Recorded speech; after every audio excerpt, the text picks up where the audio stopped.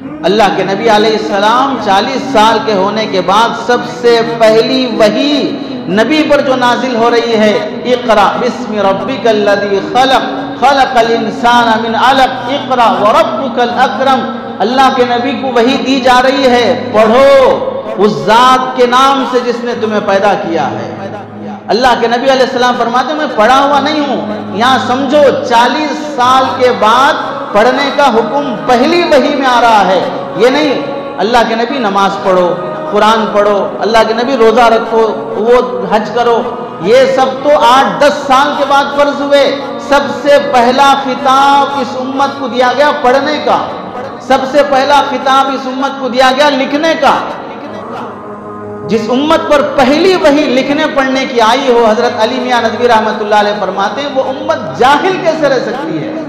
उस उम्मत का अक्सर तबका जहालत पर, गुलामगिरी पर, नौकर बन के जीने पर कैसे राजी रह सकता है।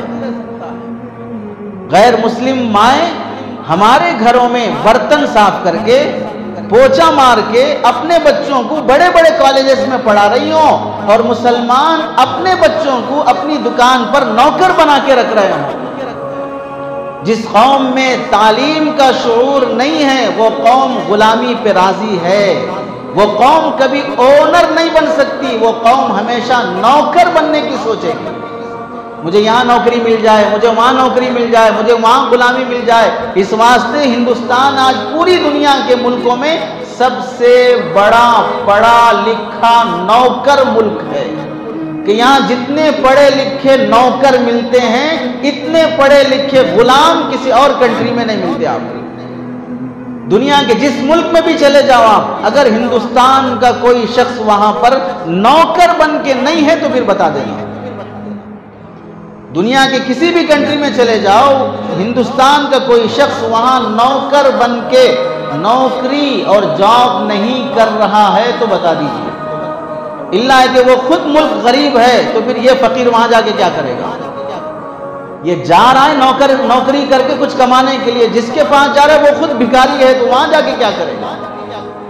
इस वास्ते अब अल्लाह के नबी अलैहिस्सलाम को सबसे पहली तालीम दी गई कि पढ़ो और लिखो।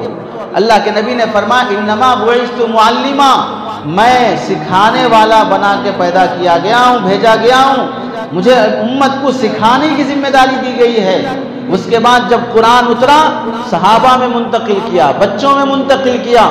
कैदी बन के आ रहे हैं, उन कैदियों को फिदिया लाजिम किया गया कि इतने पैसे देकर तुम अपनी जेल से रिहा हो सकते हो, लेकिन पैसे नहीं है देने के लिए। तो अल्लाह के नबी फरमाते हैं जेल से छूटने के लिए पैसे नहीं हैं तो हमारे मुसलमान बच्चों को एक एक कैदी 10-10 बच्चों को पढ़ाएगा, लिखना सिखाएगा तो हम पैसे लिए बगैर उसे छोड़ देंगे।